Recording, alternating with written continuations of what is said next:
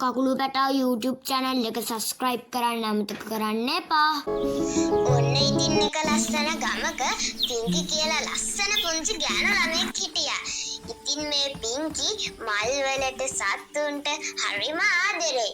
ඉතින් මේ පිංකි පුරුදු වෙලා හිටියා මල් කඩාගෙන ඇවිල්ලා එයාගේ මුළු සාලෙම සරසලා එයාගේ බව්පැටියත් එක්ක බෝලයක් අරගෙන සෙල්ලම් කරන්න.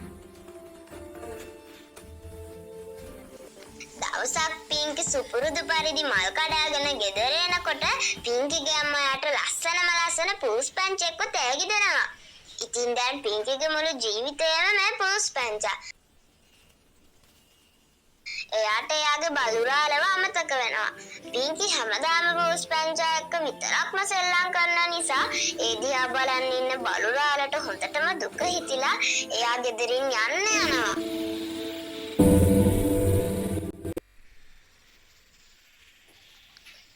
මේ වෙලාවේ කැලෑව පැත්තට එන බලුරාලව කපටි නරියෙක් දකිනවා.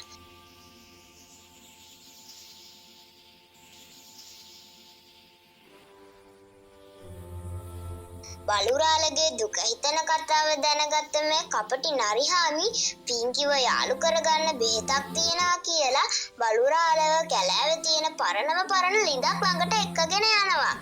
නරිහාමි බලුරාල කැලෑව මැද්දට එක්කගෙන යනවා දකින වඳුරු පැංචා ඉක්මනටම ගිහින් පිංකිට මේ විස්තරය කියනවා.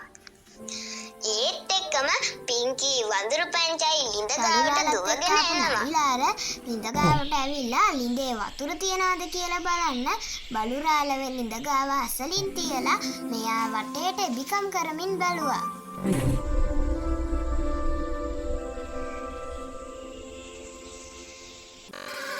ලිඳ ළඟ ඉන්න බලුරාලව දකින පිංකි බලුරාලව තුරුළු කරගන්නවා.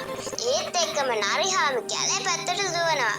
බලුරාලව බේරගෙන සතුටින් ගෙදර එන පිංකි ආයේ කවදාවත්ම බලුරාලව අමතක කරේ නැහැ.